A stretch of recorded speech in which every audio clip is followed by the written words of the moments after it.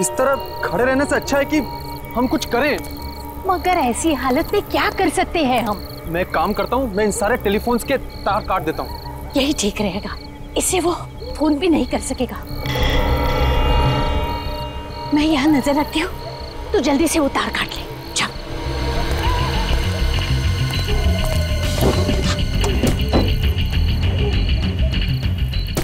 बेटा जल्दी कर, कोई आ जाएगा। किसी ने देख लिया ना तो हंगामा खड़ा कर देगा।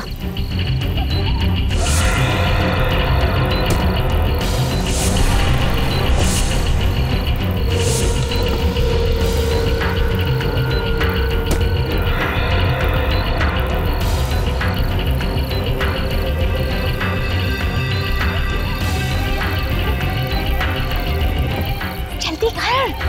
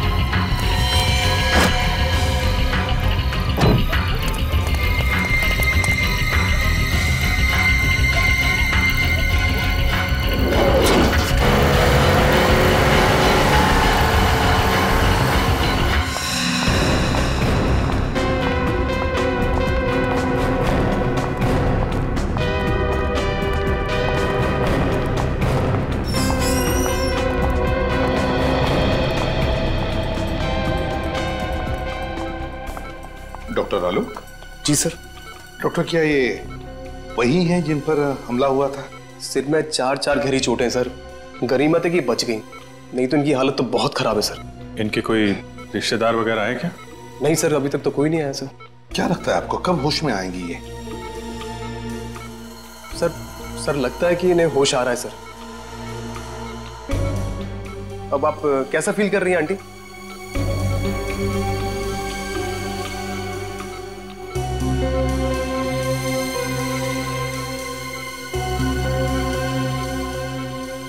बेटा,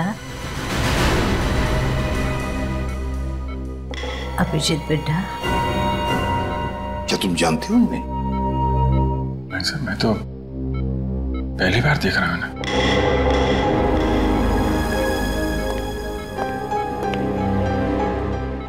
जिस तरह से तुम्हें पुकार रही है ऐसे लगता कि ये तुम्हें पहले से जानती है। पता नहीं सर, मुझे तो कुछ याद आ नहीं रहा है। मैंने इन्हें कहाँ देखा है? देखो अभिजीत, हो सकता है ये तुम्हारी याद का हिस्सा हो जो तुम भूल चुके हो। तुम्हें कुछ याद नहीं आ रहा है? नहीं सर।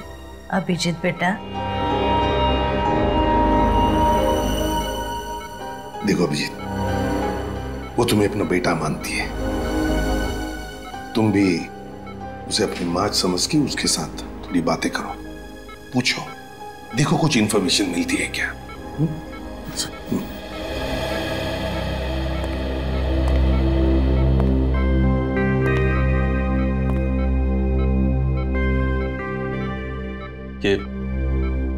ये सब कैसे हुआ? किसने मारा आपको? उसकी जान को खतरा है, उसे बचा लो। किसकी जान खतरे में? वो लोग उसे मार देंगे, उसे बचा लो बेटा। किसको मार देंगे? किसको? सर प्लीज ज्यादा स्ट्रेस मत दीजिए सर, उनके सर में दर्द शुरू हो चुका, प्लीज।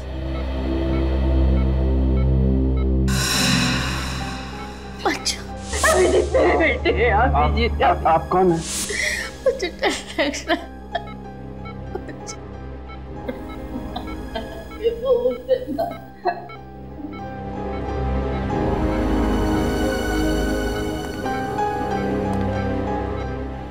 अभिजीत,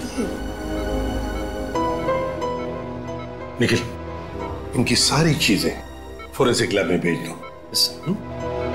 और डॉक्टर साहब, जहां पर ये आपको मिली वहां पर और भी कोई था? देखा आपने किसी को वहां पर? नहीं सर, वहां पे कोई नहीं था, ये अकेली थी वहां पे। आप हमें वो जगह दिखाइए। Okay sir. मुझे छोड़ के मत जा।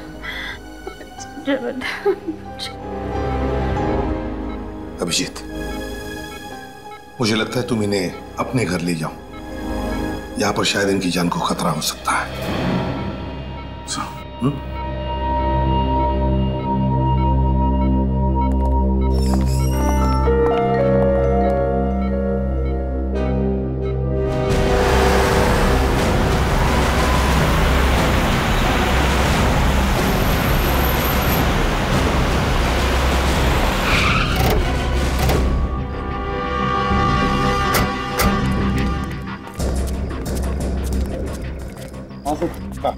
सर मैं उस तरफ से आ रहा था, वो औरत यहाँ पे बेहोश पड़ी हुई थी।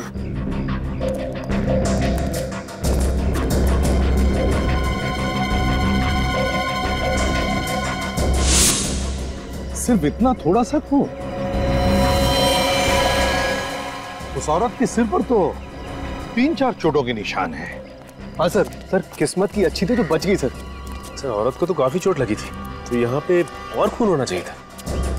इसका एक ही मतलब है सचिन, कि उस औरत को मारा कहीं और पर और लाकर डाल दिया यहाँ पर। और सर, हमला करने वाले को लगा होगा कि वो औरत मर चुकी है। हाँ, एक काम करो, आसपास अच्छी तरह से ढूंढो, देखो जगह मिलती है कि जहां पर उस औरत पे हमला हुआ होगा।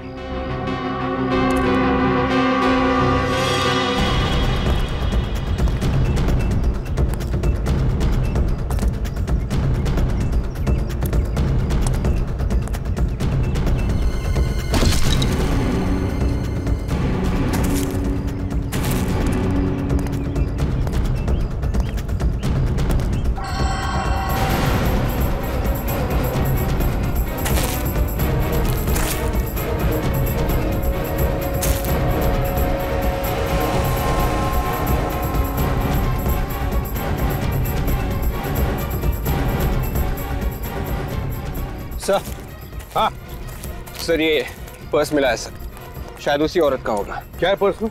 सर ये कुछ पैसे हैं और ये घड़ी सर। घड़ी है? कुछ आइडेंटिटी कार्ड वगैरह? नहीं सर।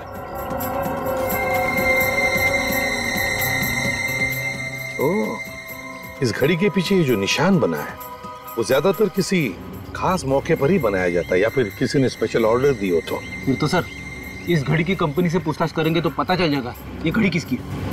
तो फिर करो पूछताछ, लगाओ पता। अभिजीत, अब तबीयत कैसी है? तबीयत तो ठीक है, मगर कुछ याद नहीं है। कौन है, कहाँ से आई हैं, किसने मारा, कुछ भी याद नहीं है। अच्छा, इनके कपड़ों पे जो खून मिला था उसे डॉक्टर सालोंके ने चेक कर लिया है। उसमें 2 अलग अलग तरह के खून हैं। क्या? 2 तरह का खून है? एक तो इन्हीं का है, दूसरा न जाने किसका है। सर मतलब इनके अलावा किसी और पे भी हमला हुआ है वहां पे? मतलब किसी और की जान भी खतरे में है, या फिर उसे मार दिया गया है। अभिजीत, इनसे पूछने की कोशिश करते हैं, शायद कुछ बता दें।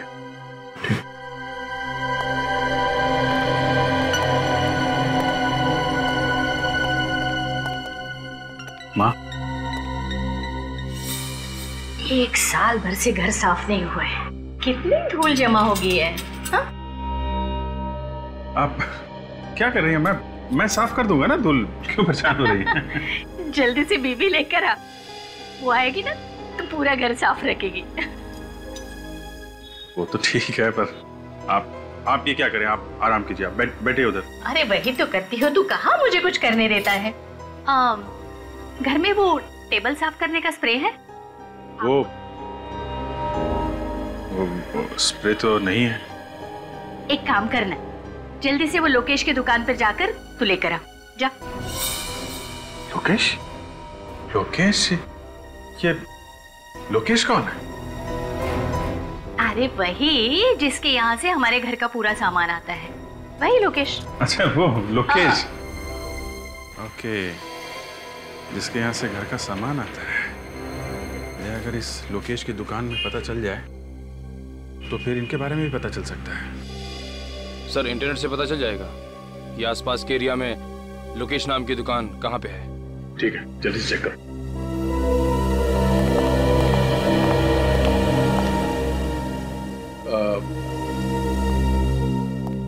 अभी जी आप कह रहे थे कि किसी और की जान को भी खतरा है। कौन है? जान खतरे में? किसकी जान खतरे में? मुझे कुछ याद नहीं है। जिसने आप पे हमला किया, आपको उसके बारे में कुछ याद नहीं है? नहीं, मुझे उस आदमी के बारे में कुछ मत पूछो, मुझे डर लगता है मुझे। कुछ मत पूछो मुझे उसके बारे में, कुछ मत पूछो। सर इस तरह की घड़ियां तो हमारी ही कंपनी बनाती है। ये जो लोगो बना हुआ है घड़ी के पीछे, ये आपकी सभी घड़ियों पे होता है? सर ये लोगो सिर्फ स्पेशल घड़ियों के लिए ही बनाया गया था। किसके लिए बनाई थी आपने ये घड़ियां और कब? सर अभी पिछले साल ही एक कंपनी के लिए हमने 100 घड़ियां बनवाई थी। किस कंपनी ने बनाई थी ये 100 घड़ी? The shopping centre. जरा इसका एड्रेस दीजिए। जी सर।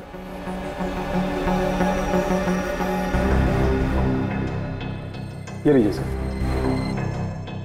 लेकिन इस कंपनी में जाओ और जिन जिन लोगों को ये घड़ियां गिफ्ट में दी गई हैं उनकी लिस्ट ब्यूरो में लेके आओ। आइए। बेटा तुम यहाँ काम करते हो? जी हाँ। पर मुझे यहाँ पर क्यों लेकर आए हो? आप घर में अकेली नहीं रह सकती थी ना, इसलिए। बैठ, मुझे यहाँ थोड़ा सा काम है। हाँ जैसे ही काम खत्म हो जाएगा हम लोग घर चलेंगे। ठीक है।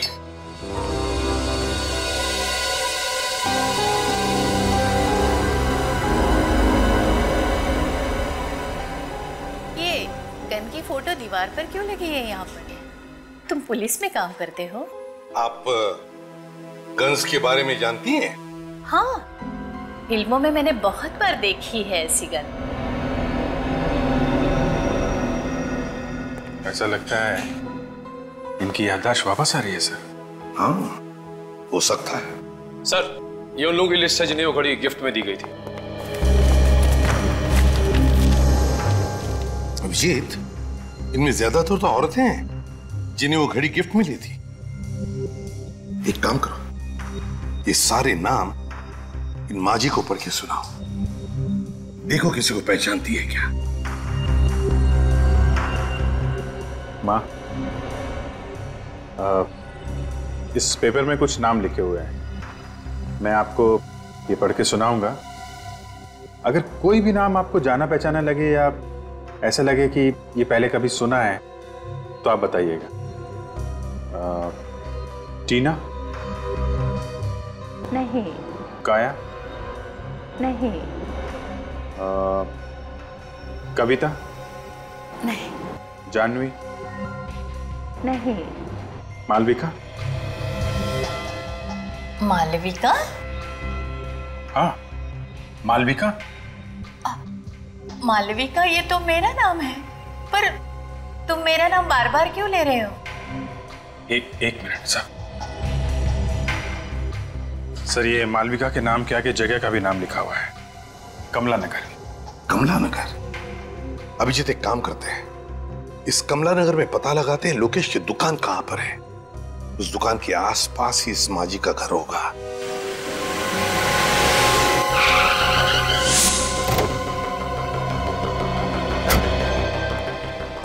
एक्सक्यूज मी, जरा ये फोटो देखिए, इन्हें पहचानते हैं आप? ये आसपास इसी एरिया में कहीं रहती है। आप लोग कौन है? CID। इन्हें पहचानते हैं आप? ये तो मालविका जी है। क्या हुआ इन्हें? इन्हें किसी ने मारने की कोशिश की है। कहाँ रहती हैं ये? साहब सामने वाली गली में चले जाइए, वहाँ श्रद्धा एंकलेव है, उसी में रहते। Thank you sir. Malvika ji कल से गायब हैं, पर उनके परिवार वाले उनको ढूंढ नहीं रहे। कोशिश तो कर ही रहे होंगे, क्या पता अभी भी ढूंढ ही रहे हैं। आप लोग कौन है?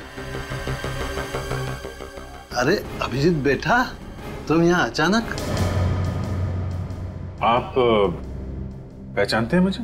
आओ अंदर आओ, मजाक बंद करो, तुम्हारी पुरानी आदत है। ये आपने इनकी बात का जवाब नहीं दिया।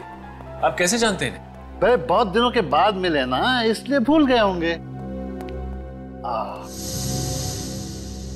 ये देखो अभिजीत, मेरा बेटा प्रीतम। प्रीतम? प्रीतम मेरा बेटा, तुम्हारा दोस्त। अरे बचपन में तुम साथ साथ खेला करते थे, एक साथ पढ़ते थे। ये लोग मुझे जानते हैं, तभी मालविका जी मुझे बेटा कह रही थी। अभिजीत बेटा, अब माफ करना अंकल, मुझे कुछ याद नहीं आ रहा है। याद नहीं आ रहा है? पर क्यों बेटा? अब वो ऐसा है कि अभिजीत सर को सिर में काफी साल पहले चोट लग गई थी, इसलिए बचपन का उन्हें कुछ भी याद नहीं। लेकिन उसे कुछ याद ही नहीं आता सर, यहाँ तक कि अपना नाम भी भूल गया हूँ। तभी मैं कहूँ कि अभिजीत अपने उमेश अंकल को कैसे भूल गए। खैर कोई बात नहीं, कम से कम तुम घर आए तो। मालविका यहाँ होती तो तुम्हें देख के बहुत खुश हो जाती। पर बेटा, वो कल रात से गायब है। आप परेशान मत होइए अंकल, मालविका जी हमारे पास है। आपके पास है? शुक्र है भगवान का कि वो सेफ है। मालविका जी को कोई मारना चाहता था। हाँ? नहीं आप घबराइए मत अंकल, वो अभी बिल्कुल ठीक है। हाँ, और मेरा बेटा प्रीतम, वो कहाँ है? आपका बेटा प्रीतम? हाँ, वो भी तो मालविका के साथ। सर तो फिर प्रीतम कहाँ गया? उसे भी मालविका जी के साथ ही होना चाहिए था। Oh my God! अरे पता नहीं मेरा बेटा किस हाल में होगा, पता नहीं मेरा बेटा कहाँ होगा। आप परेशान मत होइए अंकल, हम लोग प्रीतम को जल्दी ढूंढ लेंगे। आप ये बताइए, ये लोग कहाँ से गायब हुए, कैसे गायब हुए? बेटा कल रात दोनों माँ बेटा शॉपिंग करने गए थे और रात को तकरीबन 10 बजे मालविका ने मुझे फोन किया, कहने लगी कि हम लोग गोल मार्केट में हैं, ऑटो स्ट्राइक है तो हमें लेने आ जाओ।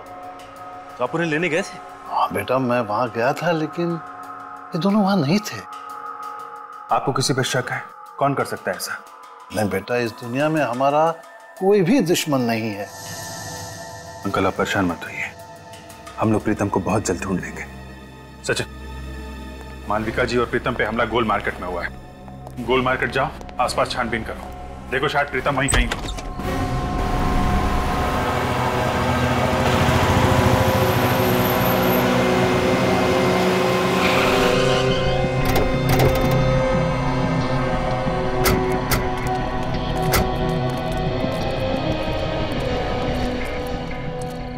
दस बजे तक तो सारी दुकानें बंद हो जाती हैं यहाँ पे। सर ये दुकान खुली है सर, शायद इन्होंने कुछ देखा हो। दुकान आज खुली है तो शायद कल भी खुली हुई होगी, पूछते हैं इससे। अरे सुनिए भाई, जरा ये फोटो देखिए। कल रात आपने इस औरत इस आदमी को यहाँ आसपास देखा ना? हाँ देखा था सर, कल रात ये यहीं पे खड़े थे। जब आप दुकान बंद कर रहे थे कल, तब ये लोग यहीं पर थे? हाँ सर, तभी दोनों फोन बूथ के पास ही खड़े हुए थे, शायद किसी का इंतजार कर रहे थे। ओह, थैंक यू। It's okay. इसका मतलब है जो कुछ भी हुआ यहाँ टेलीफोन बूथ के आसपास ही हुआ है। सर इन पैसे मांगने वाले लोगों से पूछ के देखे, ये रात भर यहीं पे रहते। हाँ शायद कुछ देखा हो। अरे सुनो भाई साहब, हेलो सुनो, जरा उठिए उठिए, एक मिनट उठिए उठिए।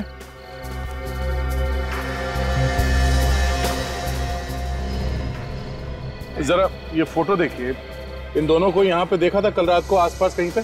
नहीं साहब, हमने तो नहीं देखा है। तो ध्यान से देखिए। नहीं देखा साहब। अच्छा यहाँ पे कोई गड़बड़ हुई थी कल रात? कोई लड़ाई झगड़ा कुछ? नहीं साहब, कोई लड़ाई झगड़ा तो नहीं हुआ था, लेकिन कल रात किसी ने टेलीफोन खराब कर दिया था। फोन खराब कर दिया? वो हमारी बेचारी कांति का जरूरी फोन आने वाला था, वो भी बहुत परेशान थी। कौन सा जरूरी फोन आने वाला था? बुलाओ उसे। साहब वो तो अपना बोरिया बिस्तरा बांध के सुबह ही चली गई। क्या कमाल है, पीसीओ पे काम का कॉल आने वाला था इस कांति का, और ये पीसीओ अचानक खराब हो जाता है और ये कांति बोरिया बिस्तर बांध कर यहां से गायब हो जाती है। मामला कुछ और ही है। जहां पे मालविका जी बेहोश पड़ी थी वहां पे फिर से चल के देखते हैं।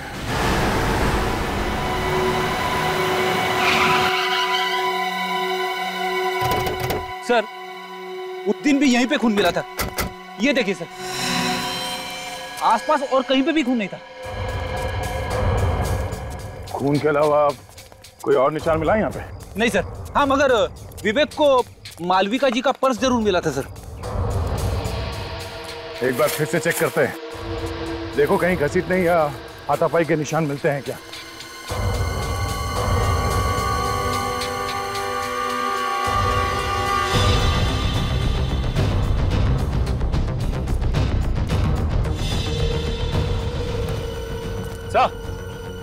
यहाँ से किसी को जंगल में घसीटा गया है सर, घसीटने के निशान।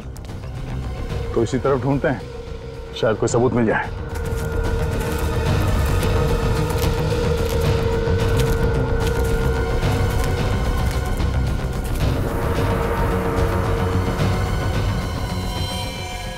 हाँ, ये देखो, खून से सने हुए हाथ का निशान।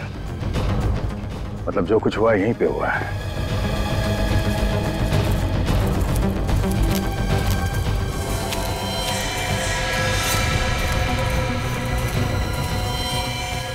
मेरा बेटा प्रीतम।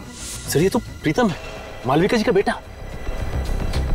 अभी जिंदा है मगर बेहोश है। इसे जल्दी से हॉस्पिटल लेके जाना पड़ेगा। उठाओ इसे, संभाल के। तो लगता है मालविका जी इसी के बारे में बात कर रही थी, इसकी जान खतरे में। हाँ, दोनों को मारने की कोशिश की और फिर यहाँ पे लाके फेंक दिया।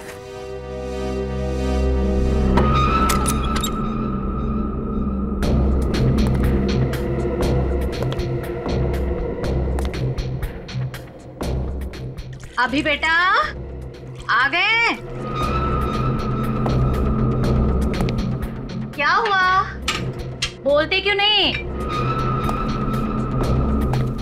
अच्छा बैठो बैठो, मैं चाय लेकर आ रही हूँ तुम्हारे लिए।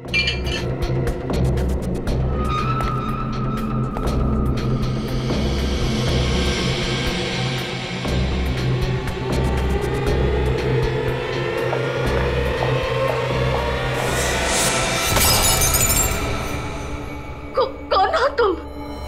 तुम्हारी मौत। क्यों मारना चाहते हो मुझे? सवाल जवाब बंद।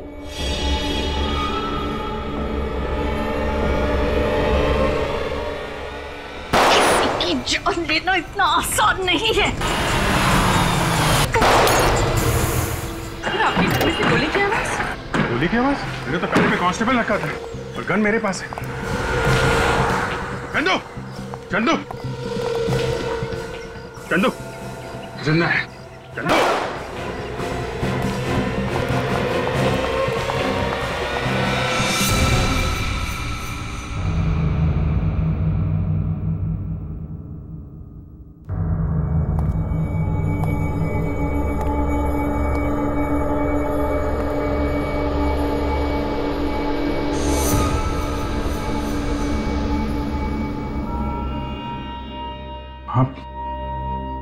आप ठीक हो मां?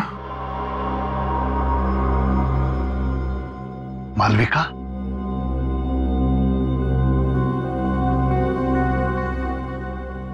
अरे संभाल लेना। जी भैया,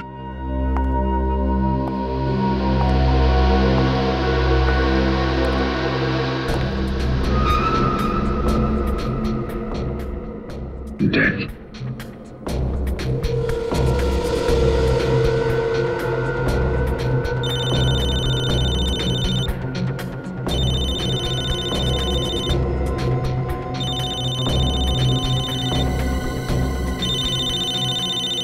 दया का नंबर?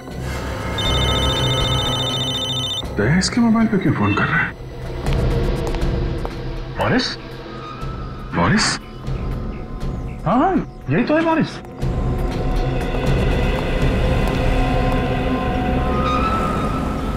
ये क्यों मारना चाहते थे मालविका जी को? अरे लेकिन तुम इसे कैसे जानते हो? अभिजीत, जहाँ पे मालविका जी पे हमला हुआ था वहाँ पे एक पब्लिक टेलीफोन बूथ है। उस टेलीफोन बूथ पे इस बोरिस ने काफी बार कॉल किए थे। इसने पीसीओ में फोन किए? हाँ, और इस पीसीओ का कॉल रिकॉर्ड निकाला हमने। पिछले 4 महीने में 20 बार बाहर से कॉल था और उसमें से 15 कॉल इस बोरिस ने किए। वहां पे कॉल क्यों किए इसने, ये तो मालूम नहीं अभिजीत। मगर परसों रात 10:15 बजे भी बोरिस ने उस पीसीओ पे कॉल किया था। परसों रात को तो मालविका जी और उसका बेटा वहीं पे थे। उमेश जी ने बताया। इस बोरिस की हिस्ट्री निकालते हैं। अभिजीत, मुझे डर लग रहा है, मुझे छोड़कर मत। आंटी जी, मैं हूं ना आपके साथ, आप डरिए मत। मुझे सचमुच डर लग रहा है।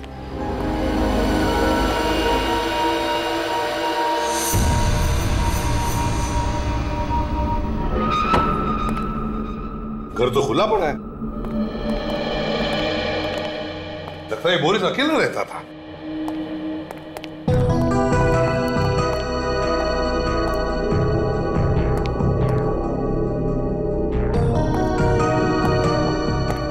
सर, अलमारी खुली पड़ी है सर, और कपड़े भी इधर उधर किए गए हैं। हाँ, वे एक काम करो, एक आध पड़ोसी को लेकर आओ इधर। रेडी? सचिन, घर की अच्छी तरह से तलाशी लो, देखो कुछ मिलता है क्या।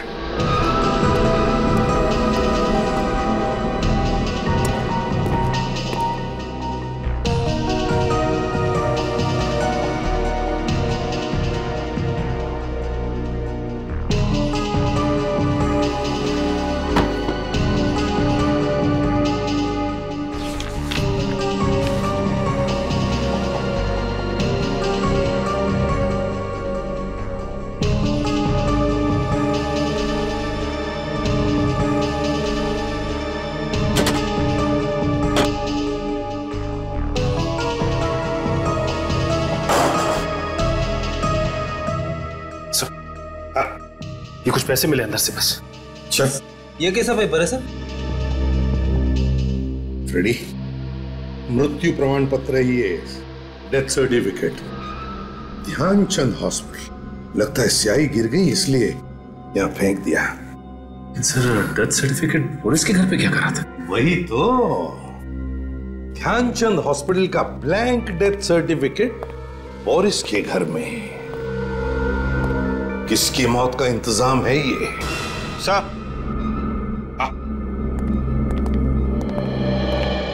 नमस्ते। नमस्ते। देखिए, हम बोरिस के बारे में कुछ पूछताछ करना चाहते हैं। मेरा मतलब है, बोरिस को कौन कौन मिलने आता था? क्या आपने किसी को देखा है यहाँ आते जाते हुए? वैसे मैंने एक लड़की को कल देखा था आते हुए। कैसी लड़की? मेरा मतलब है, कैसे दिखती थी वो लड़की? दूर से देखा था, कुछ याद नहीं आ रहा। फिर भी जरा याद करके देखो। सर, हाइट उसकी कोई 5.5 फीट के आसपास थी और बाल लंबे थे, और हाँ, रंग सांवला था। ये हुलिया तो कांति का है, वो जो टेलीफोन बूथ के आसपास पैसे मांगती है। कांति? अच्छा, क्या आप बता सकते हैं ये बोरिस काम क्या करता था? सर, एक हॉस्पिटल में वो वार्ड बॉय का काम करता है। Oh, Dhyan Chand hospital. Excuse me, 2 minute है आपके पास? क्यों? ये डेथ सर्टिफिकेट है। नाम तो हमारे हॉस्पिटल का ही लिखा हुआ है। ये हमें आपके यहाँ का वार्ड बॉय है बोरिस, उसके घर में मिला था। होगा, मुझे क्या मालूम? मालूम नहीं कैसे?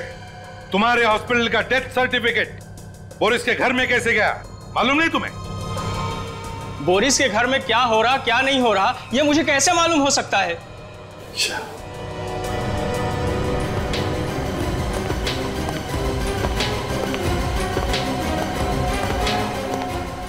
ठीक से जवाब नहीं दे सकते। मेरा टाइम खराब मत करो।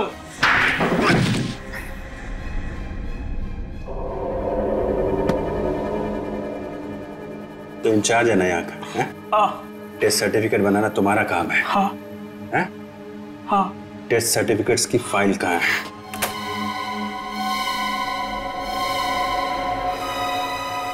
सर, ये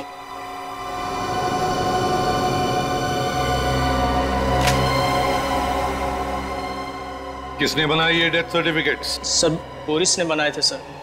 मुझे कुछ नहीं मालूम सर। उसने मुझे पैसे दिए थे सर सर्टिफिकेट बनाने के, लेकिन ये लोग इस हॉस्पिटल में नहीं मरे थे सर। तो फिर कहाँ हुई है मौत? मुझे नहीं पता सर, मगर बोरिस चाहता था कि इनके डेथ सर्टिफिकेट इसी हॉस्पिटल से इशू किए जाए।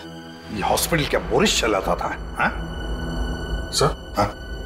अजीब बात है, सब मरने वाले सर एक ही कंपनी में काम करते थे, जेल्टा। ये क्या चक्कर है? हाँ? मुझे कुछ नहीं पता सर। 3 और सर्टिफिकेट थे, वो लोग भी इसी कंपनी में काम करते थे। तो कहाँ है वो 3 सर्टिफिकेट्स? दिखाओ। सर वो तो बोरिस ने जला दिए। अरेस्ट करो इसे, अरेस्ट करो। चलो अभिजीत, जेल्टा कंपनी से पूछताछ करो।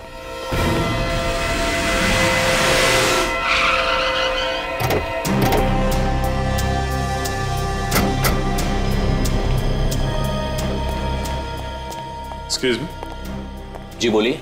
आप इसी सोसाइटी ऑफिस में काम करते हैं? जी हाँ, कोई काम था? हमें जेल्टा कंपनी के बारे में पता करना है। कौन से फ्लोर पे है इसका ऑफिस? जेल्टा कंपनी?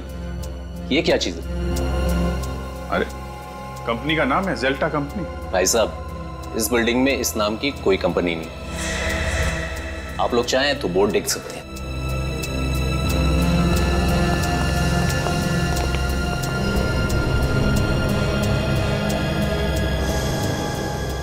सर इस बोर्ड पे तो जेल्टा कंपनी का नाम ही नहीं है। 304 बोला था, 304 में डीएम पब्लिशर्स लिखा हुआ। मतलब ये जेल्टा कंपनी नकली है?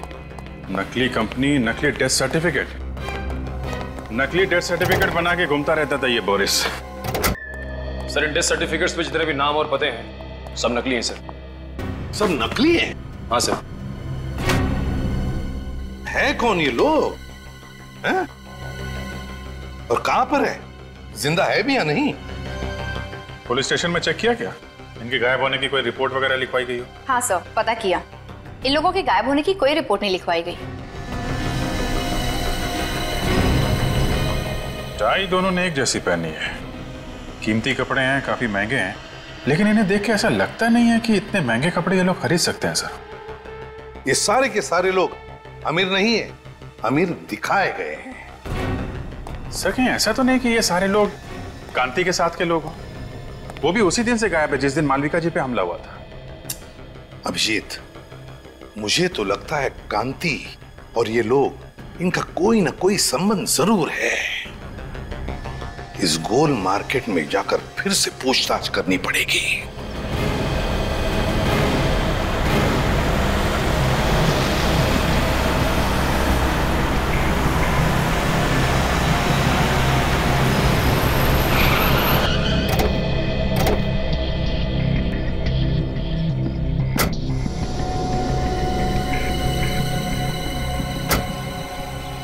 जरा ये जगह देखिए, आप पहचानती है जगह को? हाँ, उस रात मैं इसी जगह पर थी। तो जरा सोच के बताइए यहाँ पर उस रात एग्जैक्टली हुआ क्या था? मैं अपने बेटे प्रीतम के साथ अपने पति का इंतजार कर रही थी। उसी वक्त इस फोन की घंटी बजी। फिर क्या हुआ? बहुत देर तक फोन बज रहा था तो मैंने फोन उठाया। सामने से एक आदमी की आवाज आ रही थी। क्या बोला उसने? उसने कहा, कांति का वक्त अब पूरा हो चुका है, उसे ठिकाने लगा दो। मैं फिर से फोन करूंगा। फिर? मैंने सोचा कि फोन ही खराब कर देते हैं, फिर ना ही फोन बजेगा और ना ही किसी का खून होगा। और उसी वक्त किसी ने हम दोनों पर हमला कर दिया। आपने उस आदमी का चेहरा देखा? नहीं। ठीक है पूर्वी, इन्हें घर छोड़ने का इंतजाम करो। आप घर जाइए। जी।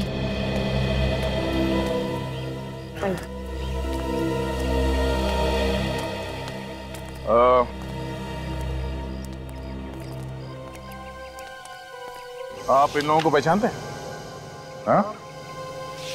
हाँ साहब, ये हमारे साथी थे। ये दूसरे देश गए हैं पैसा कमाने, बहुत पैसा कमाने। ये खुद बोले थे हमारे लिए पैसा भेजेंगे साहब। अच्छा, ये कांति भी भार गांव जाने वाली थी क्या? हाँ साहब। अच्छा, वो आदमी कौन है जो इन लोगों को भार गांव भेज रहा है? आप लोग जानते हैं उसे? Boris Boris Boris Boris? Sir Boris तो मर चुका है। हाँ, बोरिस के साथ कोई और भी मिला हुआ है। साहब, सुमति ने मिलवाया था सबको। कहाँ है सुमति? अभी अभी मैंने उसे टैक्सी स्टैंड पे देखा था। बहुत जल्दी में थी वो साहब। टैक्सी स्टैंड पे?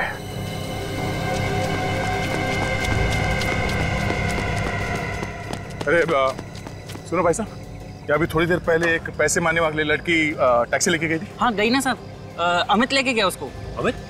तुम अमित को जानते हो? हाँ साहब, मेरा सगा वाला है वो। अच्छा, उसका नंबर है? नंबर दो जरा। एक काम करो, अपने मोबाइल से उसे फोन लगाओ। सर मेरे मोबाइल से? अरे तुम्हारा मोबाइल नंबर देखेगा तो वो फट से उठा लेगा और उस लड़की को शक भी नहीं होगा। जी सर।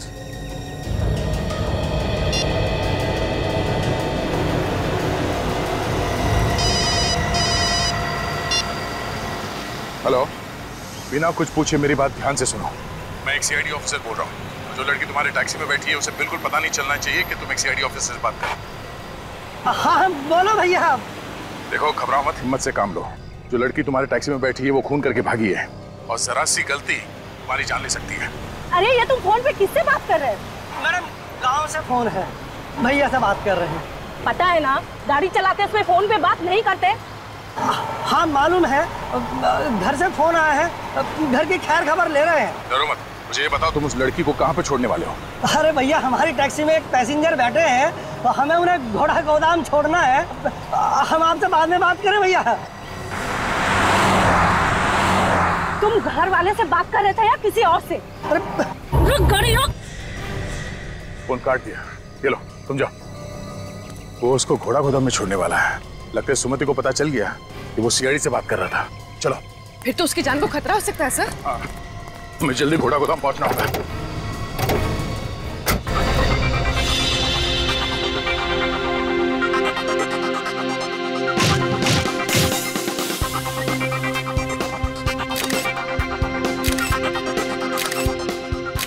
ओहो, ऐसा लग रहा है कि जैसे कि शोक सभा में आई। चेहरे पर थोड़ी सी मुस्कुराहट लाओ। अमेरिका जाने के नाम से ना खुशी के मारे मेरे तो होश ही उड़ गए हैं। तो फिर चिंता क्यों? सोच रही हूँ कि वहां जाकर क्या काम करूँ, और तो और मुझे तो अंग्रेजी बोलनी भी नहीं आती। तुम्हें ऐसी जगह पर ही काम मिलेगा जहां पर सिर्फ और सिर्फ हिंदी बोली जाएगी। जल्दी से एक बहुत अच्छी सी फोटो मुझे दे दो, मुस्कुराते हुए।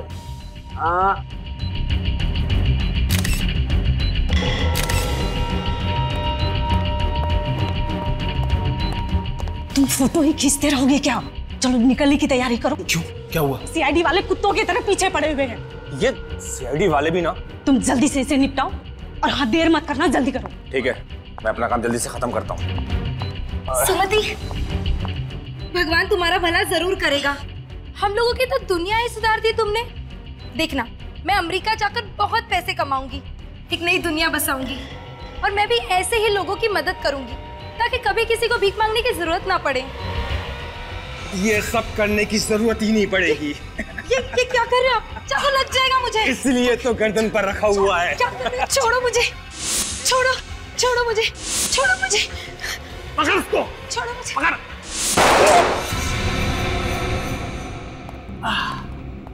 सीआईडी, तुम तो हमें छोड़ के आ गई। बहुत बेइज्जती की हमारी, इसलिए हम खुद मिलने आए। देखो, तुम लोग में से कोई भी आगे मत बढ़ना, नहीं तो एक एक करके सबको मार दूंगी मैं।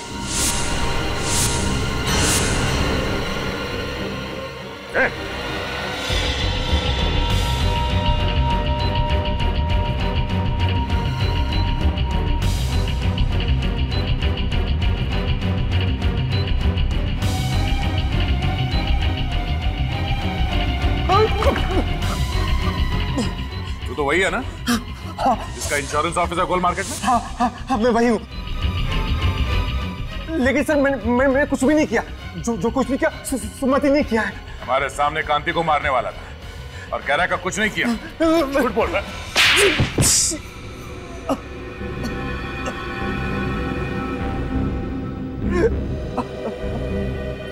हाँ, मुझसे बहुत बड़ी गलती हो गई, बहुत बड़ी गलती। मैंने ही खून किए हैं। क्यों किया तुमने ये खून? इंश्योरेंस के पैसे के लिए।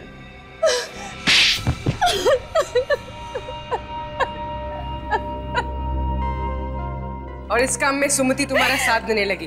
हाँ? सभी मांगने वाले लालच में आकर मेरी बात मानने लगे थे। तुम दोनों क्या लालच देते थे उनको? हम लोग उन्हें विदेश ले जाने का लालच देते थे और विदेश जाने की खुशी में वो लोग इंश्योरेंस पेपर्स पे साइन कर देते थे। और उन बेचारों को यह भी पता नहीं होता था कि जिन पेपर्स पे वो साइन कर रहे हैं वो उनकी मौत का फरमान है। हमने जेल्टर नाम की एक कंपनी भी खोल रखी थी, फॉल्स कंपनी, और वो सारे लोग उसमें काम करते थे। इंश्योरेंस होने के बाद तुम करते क्या थे? इंश्योरेंस हो जाने के बाद हम उन लोगों को मार देते थे। हाँ। और मौत का सर्टिफिकेट ला के देता था बोरिस, है ना? मगर मालविका जी और उनके बेटे पे हमला क्यों किया? उनका तो कोई इंश्योरेंस भी नहीं था। क्योंकि उन लोगों ने हमारा प्लान सुन लिया था। कैसा प्लान? जिस रात हम लोग कांति को खत्म करने वाले थे, बोरिस ने सुमिति को यह कहने के लिए फोन किया था कि मैं वहां पहुंचकर तुम्हें खबर करूंगा, तैयार रहना। मगर सुमति की जगह मालविका जी ने फोन उठा लिया और तुम्हारा प्लान उन्हें पता चल गया। और इस बात का पता बोरिस को चल गया था। उसने मुझे फोन करके बताया था। मारने वाले से बचाने वाला बड़ा होता है, ये मालूम है ना तुम लोगों को? हाँ? तुम्हारे पाप का घड़ा भर गया था, इसीलिए उसे फोड़ने के लिए ऊपर वाले ने मालविका जी और उनके बेटे को भेजा, मगर तुमने उन्हें भी मारने की कोशिश की। 7 बेगुनाह लोगों का खून किया तुम लोगों ने। तुम लोगों को कहीं भी माफी नहीं मिलेगी। फांसी होगी तुम दोनों को, फांसी।